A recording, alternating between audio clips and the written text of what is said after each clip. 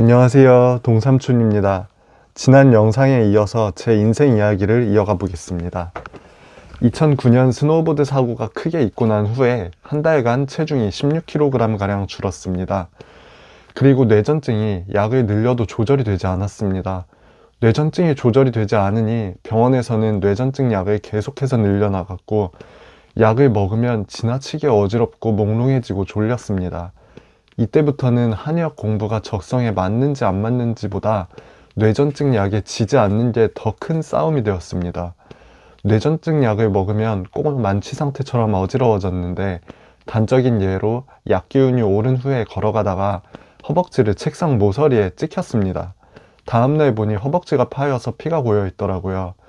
이 정도로 약의 부작용인 어지러움증이 심했습니다. 이 약은 꼭 먹으면 만취 상태, 정말 술에 취한 것 같이 돼버렸어요. 이 스노우보드 사고가 일어난 시점은 휴학을 마치고 복학하기 직전에 일어났습니다. 한의대에 입학한 후 한의학이 적성에 좀 안 맞는 것 같기도 하고, 저에게 쉼을 주고 싶어서 2008년 1년을 휴학했습니다. 복학을 함과 동시에 뇌전증 약이 늘어나니 이게 적성에 맞나 안 맞나 고민하는 것보다 더 중요한 문제가 약에 지지 않는 것이었습니다. 다른 길을 생각할 여유는 없었고, 일단 한의사 면허를 어떻게든 취득하는 것이 우선순위가 되었습니다. 뇌전증 약은 식사와 관계없이 아침, 저녁, 자기 전 이렇게 3번을 복용을 했는데, 복용한 후에 약 2~3시간가량은 늘 어지러움증에 시달렸습니다. 이 졸리고 어지러운 약 기운에 늘 저항하다 보니 어느 순간 잠을 자려고 하면 저도 모르게 잠 기운에 저항하게 되고 불면증이 생겼습니다.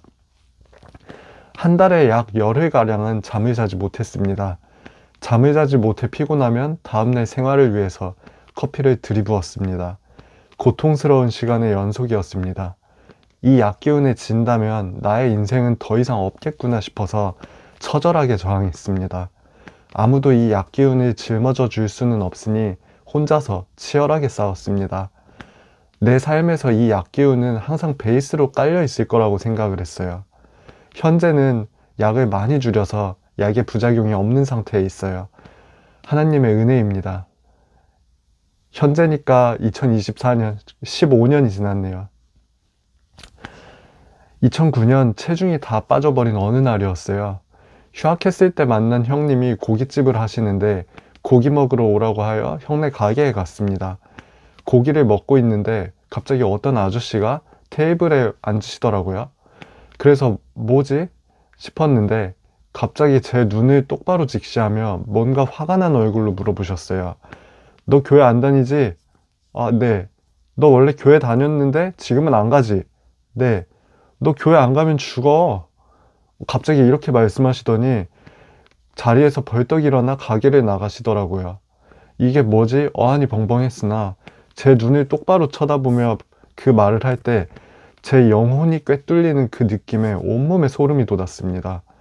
지금 그때를 생각해도 온몸에 털이 삐죽삐죽 서는 느낌이었어요. 그 순간에는 정말 두려웠어요. 그 분이 가신 후에 형님에게 누구냐고 물어봤더니 형의 삼촌이라고 하더라고요. 죽다 살아나시더니 사람이 변해서 저러신다고 하셨어요. 자세히 기억은 나지 않지만 죽다 살아난 후 전도사님이 되셨다고 들은 것 같습니다. 저는 모태신앙에서 태어났어요.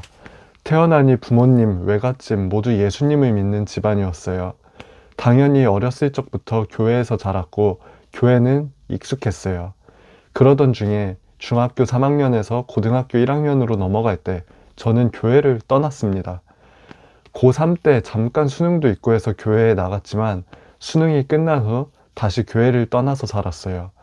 왜 교회를 떠났었는지는 나중에 나눌게요. 아무쪼록 이런 상황에서 저런 일을 겪으니 온몸에 소름이 돋아 교회에 다시 나가게 되었습니다. 내가 있으나 없으나 티가 잘 안 나게끔 대형교회에 출석을 했고, 이때도 정신을 못 차려서 예수님께는 관심이 없었어요. 그저 교회 문턱만 밟았어요. 예배 끝날 때쯤 가서 소모임만 하고 오기도 하고, 소모임 중에 자꾸 나가서 놀자고 방해하기도 했어요. 정신을 못 차린 거죠. 부모님은 늘 제가 교회에 가기를 원하셨어요. 정확히는 예수님을 믿기를 원하셨고 끊임없이 틈만 나면 교회 가라는 말씀을 하셨어요. 처음 고깃집 사건이 있은 뒤로 한두 달은 제 발로 교회를 갔지만 그것도 잠시뿐이었고 다시 원래 상태로 돌아와 교회와 멀어졌습니다. 어머니는 주일만 되면 교회에 가라고 말씀하셨고 저는 어머니와 대립하며 교회 문제로 많이 싸웠어요. 교회에 가지 않으면 일주일간 잔소리를 하셔서 교회에 간다고 하고 그 시간에 친구와 게임방을 가거나 혼자 나가서 시간을 보내고 오거나 한 적도 정말 많았습니다. 이런 제가 지금은 정말로 예수님을 믿게 되었다는 것이 은혜입니다. 어찌됐건 이런 사건들이 있었고 분주한 것까지는 몰라도 치열하게 살아가고 있었습니다. 약교우는 나를 너무나도 강하게 짓눌러서 한의사 자격증만 취득하면 좀 쉬자고 생각하며 하루하루를 버텨갔습니다. 국가고시를 50여일 앞둔 어느 날이었어요. 국가고시실에서 공부를 마치고 하숙집방에 들어와서 앉았는데 가슴이 뻥 하는 느낌과 함께 위가 고장이 나버렸습니다. 이 다음 이야기는 다음 영상에서 이어가겠습니다. 오늘의 동삼촌이었습니다. 구독과 좋아요 부탁드려요.